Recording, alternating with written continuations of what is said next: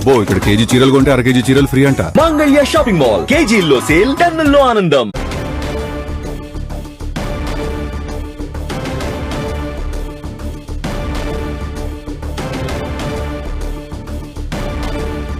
వీటిలో breaking news చూస్తున్నాం. మంత్రి ఉత్తమ్ కుమార్ రెడ్డి కీలక వ్యాఖ్యలు చేశారు.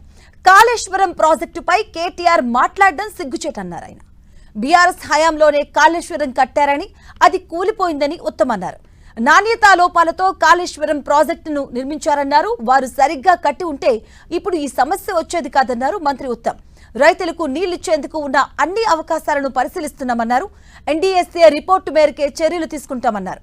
ఎన్డీఎస్ఏ సమావేశం తర్వాత తదుపరి చర్యలు తీసుకుంటామని ఉత్తమ్ చెప్పారు.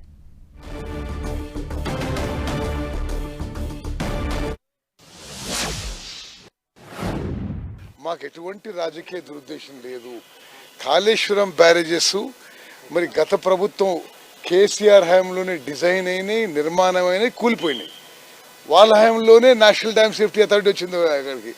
వాళ్ళ హయాంలోనే ఈ బ్యారేజీలు poor design, poor construction, poor ఓడినాం, అందుకోసమే కూలిపోయిన కూడా ఇచ్చిండ్రు.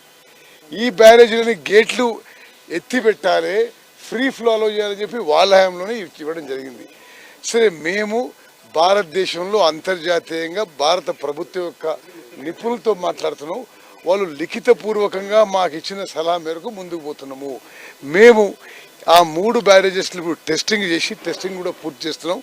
సుమారు రిహాబిలిటేషన్కి డిజైన్ చేసి మరి ఐఐటి బాంబే అండ్ ఆఫ్రి ఇండియాతో దాన్ని రిహాబిలిటేషన్ వర్క్స్ డిజైన్ చేయించి పనులు మొదలుపెట్టి ఎంత తొందరగా వీలైతే తొందరగా బ్యారేజెస్ పనులు తీసుకొస్తాం.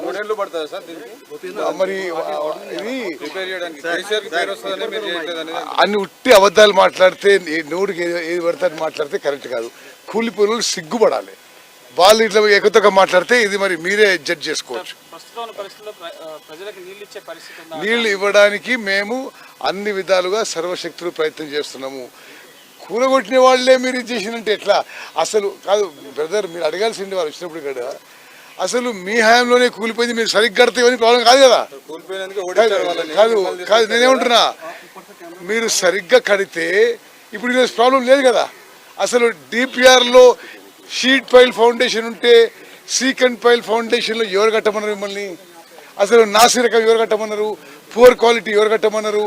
బ్యారేజ్లో 2-3 TMC స్టోరేజ్ చేయాల్సిందే 10 TMC స్టోరేజ్ చేసి ఎవరు చెప్పిన వాళ్ళకి? ఈ కూలిపోవడానికి కారణం వాళ్ళే. వాళ్ళు ప్రశ్నించడం ఇది విడ్డూరంగా వింతగా ఉంది.